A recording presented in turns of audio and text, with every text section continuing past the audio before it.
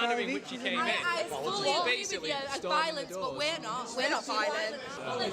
This is a pressure cooker. They need to let you in, otherwise it's just going to get worse. You know, we fought 2 world wars for people to have access to public buildings. Can you imagine? Show all your papers, please. That's it. All the police. Anyway, guys, I think the issue here is, do the police have reasonable suspicion that a breach of the peace could be acted here? I don't think no. They need reasonable suspicion before they can do this. A bunch of people waving a little red flag isn't reasonable suspicion.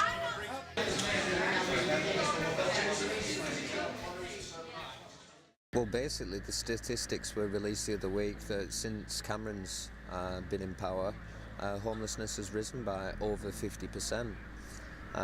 We're just seeing, especially in Manchester, austerity measures being passed from central government to local councils, and in Manchester they had to make 56 million cuts, and they specifically targeting the majority of those cuts on homelessness initiatives and mental health. And there's well-known information out there that I think it's Shelter or Crisis that said that 80% of people on the streets have got mental health issues. I run a homelessness outreach on a Saturday night in Manchester in Piccadilly Gardens. Each week we're seeing more and more homeless people turning up. It's just getting really bad. These cuts that are coming into play, the universal credit, the bedroom tax, sanctions that are happening in the job centre, they're on the rise. There's been a huge rise in food banks. I'm not sure what year it was, but I've been told that it's not been like this since World War II.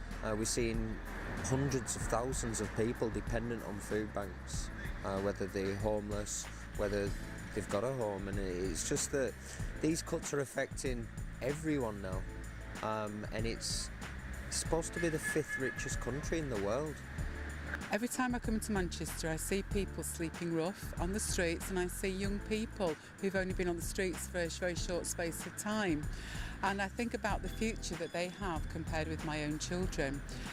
It suddenly occurred to me that I would love to ask some of the councillors questions on why there's so many homeless people on the streets of Manchester. And I was quite disappointed that none of the councillors actually did come out to talk to us and address some of these issues. I'm going to ask questions about austerity, about poverty, about statistics. The fact that the statistics that the council are releasing don't reflect a true perspective of how many people are homeless in Manchester. I think they said 9. There's more than 9 here now.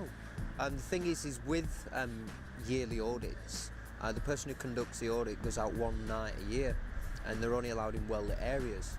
So if you're homeless, you're more than likely going to try and find somewhere that's dark so that people can't find you. So these people, nobody's getting a true reflection. So when these statistics are being fed to all other countries and all other charities and stuff, then the allocated funds aren't there to deal with the problem, because they've not got the amount of number of people that are actually homeless correct. From my own experience, I'd say there's at least, in the city centre, 200.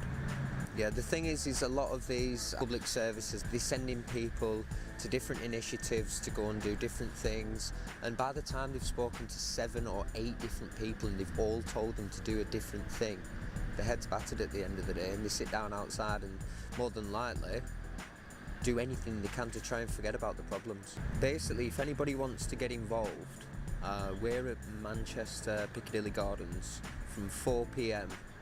Till 2 a.m. every single Saturday, right through until Sunday a.m. when all the initiatives, all the charities are all closed. I actually want to get these people into employment, into training, to full permanent housing. And the only way that we can do that is by everybody in the city working together.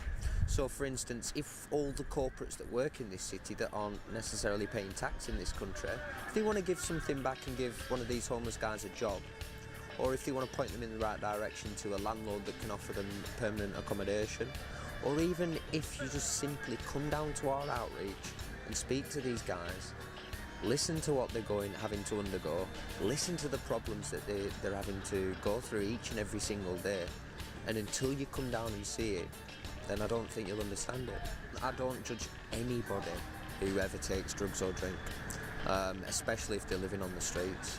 because if you're having to live on the streets and it's this cold, I mean, I've got 3 layers of clothing on. If it's this cold, then you're going to want to forget about it. And I'll tell you now, and this is no lie whatsoever, if I was on the streets and I had nothing and I found £5 on the floor, I'd be going to the shop and I'd be getting a can of Carling or a bottle of cider, and I'd want to forget about the situation I was in. And that's the sad thing. That's the mentality that I would have had, but not necessarily nowadays. But I can understand why they do it. And we're just trying to get people into support, intervention, where they can help themselves. Then I'll do whatever it takes.